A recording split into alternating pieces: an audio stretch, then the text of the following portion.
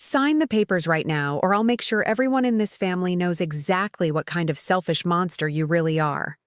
My sister Victoria screamed, slamming the transfer documents on my kitchen counter so hard my coffee mug jumped. My lawyer, Mr. Hutchinson, adjusted his wire-rimmed glasses and cleared his throat with the casual confidence of a man about to detonate a nuclear bomb.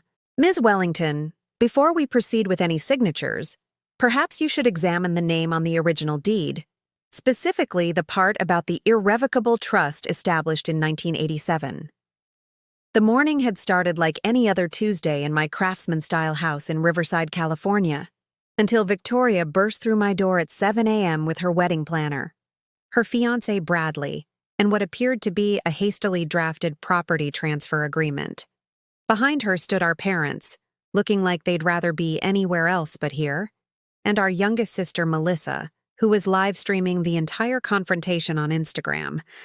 "I don't need to read anything," Victoria spat, her perfectly contoured face twisted with rage. "This house should have been mine. I'm the oldest. I'm the one getting married. I'm the one who needs a venue, and this place is perfect with its gardens and that ridiculous gazebo Grandma loved so much." "The gazebo where she taught me to paint," I said quietly. But Victoria steamrolled over my words. "You've been squatting here for 3 years, playing the grieving granddaughter card while I've been planning the social event of the season. 200 guests, Sophia. Magazine coverage. The Ashford family will be there. Do you understand what that means for our family's standing?" I understood perfectly. I also understood that Victoria had no idea what was about to hit her. Mr. Hutchinson opened his leather briefcase with theatrical precision. "Ms. Wellington, I represent Ms. Sophia Bennett, not Wellington, as she legally changed her name 3 years ago. Now, regarding the property at 423 Magnolia Drive." "What do you mean, legally changed?" Mother finally spoke, her voice sharp with confusion. "Perhaps we should start at the beginning," I suggested, settling into my favorite chair, the one Grandma had reupholstered herself with fabric she'd brought back from Ireland. "Victoria, when did you last visit Grandma?" "What does that have to do with—" "Answer the question." Victoria's wedding planner, a sharp-faced woman named Denise, whispered something urgent, but Victoria waved her off. "I don't know. Christmas, maybe? The year before she died?" "Try 3 years before she died," I corrected. "You showed up for exactly 45 minutes, complained about the old people smell, and left before dinner because Bradley got Lakers tickets." "Premium courtside seats," Bradley interjected, as if that justified everything. He was exactly the type of man Victoria would marry. All surface polish and zero depth, with a trust fund that made up for his complete lack of personality. "Meanwhile," I continued, "I moved in when Grandma's health started declining. I drove her to chemo 3 times a week. I held her hand through radiation. I learned to cook her mother's Irish stew recipe because it was the only thing she could keep down. I listened to her stories about Grandpa and the war, about building this house with their own hands in 1963, about—" "Oh, please," Victoria rolled her eyes. "Spare us the Mother Teresa act. You moved in because you couldn't afford your own place after your little art career flopped." The words stung, but not as much as they might have 3 years ago. My art career hadn't flopped. It had transformed. But Victoria didn't know that either. "Ms. Bennett," Mr. Hutchinson interrupted smoothly, "should I proceed with the documentation?" I nodded, and he pulled out a folder thick with legal papers. "This is the last will and testament of Eleanor Maeve O'Brien Bennett, executed June 15, 2021, 3 months before her passing. I'll skip to the relevant section." He cleared his throat. "To my granddaughter Victoria Elise Wellington, who believes material possessions are the measure of love, I leave my engagement ring. May she learn that some things cannot be bought." Victoria's face went pale. Mother gasped. Melissa's livestream comments were going wild. "To my granddaughter, Sophia Rose Bennett, who gave up everything to care for me in my final years, who learned my recipes and listened to my stories, and proved that love is measured in time and presence, not words and distance, I leave my house at 423 Magnolia Drive to be held in irrevocable trust." "That's impossible," Victoria shrieked. "She wouldn't. I'm the oldest. It's tradition." "There's more," Mr. Hutchinson continued calmly. "This property shall pass to Sophia immediately upon my death, with the following conditions. It may never be sold to or used by Victoria or any event she is planning, hosting, or attending in a primary capacity." The silence that followed was deafening. Even Melissa had stopped narrating for her followers. She specifically excluded me?" Victoria's voice was small, wounded. "There's a letter," I said quietly, pulling out an envelope I'd kept in my desk drawer for 3 years. "She wrote one for each of us. I never read yours. That felt wrong. But maybe now—" Victoria snatched the envelope, tearing it open with shaking hands. As she read, her face cycled through emotions: anger, hurt, confusion, and finally, something that looked almost like shame. Father, who'd been uncharacteristically quiet, finally spoke. "What does it say, Victoria?" She was crying now, mascara running in designer streaks down her cheeks. She says she loves me, but that I loved her things more than I loved her. That I only called when I needed money. That she watched me ignore Sophia for years, treating her like the help instead of my sister, and she couldn't leave her home to someone who would turn it into another trophy. "Harsh," Melissa muttered, but there was no malice in it. "There's something else," Mr. Hutchinson added. "The trust includes a provision for the property's use. Ms. Bennett, would you like to explain?" I took a deep breath. This was the part that would either heal our family or break it completely. Grandma's house isn't just my home. For the past 2 years, I've been running an art therapy program for cancer patients and their families out of the converted garage. We meet 3 times a week. I teach painting, sculpting, whatever helps them process what they're going through. "You're doing what?" Mother asked, genuinely surprised. "The gazebo is our meditation space. The garden is tended by survivors who find peace in growing things. Last month, we displayed their work at the Riverside Gallery, and we raised $30,000 for the oncology ward where Grandma was treated." "Your failed art career," Father said slowly, looking at Victoria. "Transformed into something beautiful," I finished. "Just like Grandma knew it would. She funded the initial program with money she'd saved. Told me that art saved her during Grandpa's final days, and she wanted to pass that gift forward." Victoria sank into a chair, the fight completely gone out of her. Bradley looked supremely uncomfortable, checking his Rolex repeatedly as if it might transport him away from all these messy emotions. "I need this house," Victoria whispered. "The country club is booked. The Ritz fell through. Everything else is taken, and the Ashfords— We'll respect you more for having your wedding in a megachurch or hotel ballroom than for stealing your grandmother's house," Melissa interrupted, surprising everyone. "Honestly, Vic, do you even hear yourself? You sound like some villain from a soap opera." "Melissa!" Mother scolded, but there was no real heat in it. "What? It's true. She literally burst in here trying to steal Sophia's house for a party, while Sophia's out here running a charity and saving lives through art. The optics alone are terrible. Can you imagine if this got out? Bridezilla tries to evict cancer charity for wedding? You'd be roasted alive on social media." As if to emphasize her point, Melissa's phone buzzed with hundreds of notifications.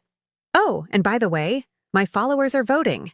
93% think Victoria's being a total—" "Melissa, enough," I interrupted. "This isn't about public shaming. It's about family." "Family?" Victoria laughed bitterly. "You changed your name. You literally erased our family name." "I took Grandma's maiden name," I corrected. "Bennett. Because she's the one who raised me after you all decided I was too weird, too quiet, too artistic to bother with. She's the one who came to my exhibitions when you were too busy. She's the one who told me I was enough when everyone else made me feel like I was aunt." The truth of it hung heavy in the air. 28 years of family dysfunction laid bare in a sunny kitchen that smelled like cinnamon and Irish breakfast tea. The engagement ring. Victoria said suddenly. She left me her ring. Yes, I confirmed. The one Grandpa designed himself, with the Celtic knot pattern. She wore it every day for 60 years. But with a message, Victoria continued, her voice hollow. That material possessions aren't love. She looked up at me, and for the first time in years, I saw my sister, not the perfectionist, not the social climber, but the girl who used to braid my hair and tell me stories about princesses. Soph, she said, using my childhood nickname for the first time in a decade. I'm sorry. They were 2 words, simple words, but they cracked something open in my chest. I'm sorry I treated you like you were less than me. I'm sorry I never visited Grandma. I'm sorry I tried to take your house. I'm sorry I've been a terrible sister. Bradley cleared his throat. Victoria, we should go. The Ashfords. Oh, shut up, Bradley. Victoria snapped. I'm having a moment here. Melissa snorted. Finally, some backbone. Is there anything in the trust that prevents me from hosting family events? He smiled slightly. No, Ms. Bennett. You're free to use the property as you see fit, as long as it continues to serve its charitable function. I looked at Victoria. Your wedding is in 3 months? 10 weeks, she whispered. The cancer program runs Monday, Wednesday, and Friday. We're dark on Saturdays. If you wanted to have your ceremony in the gazebo where Grandma and Grandpa were married, with a small reception in the garden, genuinely small, maybe 50 people, family, and close friends only. Victoria's eyes filled with fresh tears. You'd do that? After everything? Grandma believed in redemption, I said simply. She'd haunt me if I didn't at least try. But there are conditions. Anything, Victoria said quickly. Too quickly. Bradley looked alarmed. First, you volunteer with the program, every Wednesday until your wedding. You'll help serve tea, set up easels, whatever we need. You'll meet the people who use this space and understand why it matters. Victoria nodded slowly. Second, instead of wedding gifts, you ask for donations to the program. We need new kilns for the pottery workshop. Yes, okay. Third, I said, and this was the hardest one. You tell the Ashfords and whoever else that you're having a family wedding at your grandmother's house, which doubles as a cancer charity, and you're proud of it. No spinning it as some exclusive venue. No pretending it's something it's not. Bradley made a choking sound. The Ashfords can expect whatever they want, Victoria said, steel in her voice. This is my family, my heritage, my grandmother's house. She looked at me. My sister's home. Well, Mother said after a moment, this has been educational.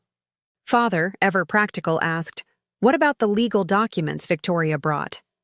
Mr. Hutchinson gathered them up. I'll be taking these as evidence of attempted fraud, actually. Forging property transfer papers is a felony, Ms. Wellington. Victoria went white again. I didn't forge. Bradley's lawyer said. Bradley's lawyer is an idiot, Melissa announced cheerfully. Also, I Googled him. He's not even a real estate attorney. He does personal injury. I'm willing to forget this happened, I said, looking at Mr. Hutchinson. Family mistake. No harm done. He nodded. Your call, Ms. Bennett. As everyone prepared to leave, a process that took another hour and involved tears, apologies, and Melissa forcing everyone to make a TikTok about supporting cancer charities, Victoria lingered. Soph? She said quietly. Can I see the studio? The therapy space? I led her through the house to the converted garage. Morning light streamed through the skylights I'd installed, illuminating dozens of canvases in various stages of completion. A pottery wheel sat in one corner, shelves lined with art supplies and hope. It's beautiful, Victoria breathed. She would have loved this. She did, I said. She saw it before she died. Blessed it, actually. Said it was exactly what the house was meant to become. A place of healing. Victoria touched a painting, a riot of colors that somehow formed into a phoenix. Who did this? Margaret. Stage 4 breast cancer. She'd never painted before in her life. Now she sells pieces at our gallery shows. And you teach them? I facilitate. They teach themselves. Art just gives them a language for things that are hard to say. Victoria was crying again, but softer now. I wasted so much time, with Grandma, with you, with everything that actually matters. Time's not wasted if you learn from it, I offered. That's something Grandma used to say. Right after she'd tell me to stop moping and make something useful with my hands. Can I? Victoria started, then stopped. Would it be okay if I made something? For the wedding? Here, with you? I thought about it. What did you have in mind? I don't know. Something real. Something that isn't from a catalog or a Pinterest board. Something Grandma would have liked. She loved wildflowers, I said. We could press flowers from her garden, make them into thank you cards for the guests. Include a note about the charity. For the first time all morning, Victoria smiled. A real smile, not her society version. She'd definitely haunt me if I used store-bought cards in her garden. Absolutely. We stood there for a moment, sisters in our grandmother's light, surrounded by art and possibility and the faint scent of lavender from the garden. Soph, Victoria said. I know I don't deserve it, but I'm glad you got the house. You've made it into something amazing, something alive. Grandma knew what she was doing, I agreed. She always did. Even that bit about me only getting the ring? Victoria tried to joke, but there was real hurt there. I walked to a cabinet and pulled out a velvet box. Actually, about that. Inside were Grandma's everyday rings, the ones she wore when she gardened, cooked, lived. Simple bands and modest stones, nothing worth much money but priceless in memory. She left these to me, but I think... I selected a silver band with a small sapphire. This one was from their 25th anniversary. She wore it when she was painting. Maybe you could wear it when you're here, volunteering. A reminder that the best things in life are the ones you work for. Victoria took the ring with shaking hands. I don't deserve this. Probably not, I agreed cheerfully. But Grandma believed in giving people more than they deserved. She said that's how you teach them to deserve it. As Victoria slipped the ring on, a perfect fit because of course it was, something shifted between us. Not a magical reconciliation, but a beginning. The first honest moment we'd shared in years. 10 weeks, I said. We have 10 weeks to plan you a wedding and maybe figure out how to be sisters again. Think that's enough time? I looked around the studio, at the evidence of transformation hanging on every wall. Grandma turned this old garage into a haven for healing in 3 months. I think we can manage. Victoria laughed. Not her society tinkle, but the snort laugh from when we were kids. Remember when we tried to turn it into a theater and put on that terrible play? The Princess and the Dragon Who Was Allergic to Fire, I recalled. Grandma sat through the whole thing, even clapped. She was the only one who did. She was the only one who mattered. We walked back to the house together, past the gazebo where 2 generations of Bennett O'Brien women had been married, through gardens tended by survivors and dreamers. Mother and father had left, but Melissa was in the kitchen, making herself coffee and conducting a very animated FaceTime about the morning's drama. So, Melissa said, ending her call, we're really doing this? Victoria's redemption arc wedding? We're doing it, I confirmed. Wednesday volunteer sessions start this week. I'm in, Melissa announced. This is going to be great content. Bridezilla learns empathy through art. I can see the views already. Melissa, Victoria warned. What? I'm helping. I'll document your transformation. Show people that even the most uptight, controlling, status-obsessed... We get it, I interrupted. But maybe focus on the charity instead of the drama? Fine, Melissa pouted. But I'm keeping the footage of Victoria ugly crying over Grandma's letter. That was gold. As they bickered, some things would never change. I made tea in Grandma's favorite pot, the one with the shamrocks that was older than all of us. The morning sun filled the kitchen, and I could almost feel her presence, satisfied that her plan had worked exactly as intended. The house at 423 Magnolia Drive would host its third generation of Bennett women saying their vows this summer.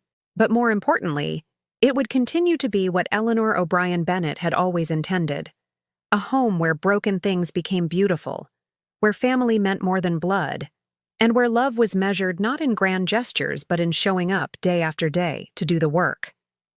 To Grandma, I said, raising my teacup. To Grandma, my sisters echoed.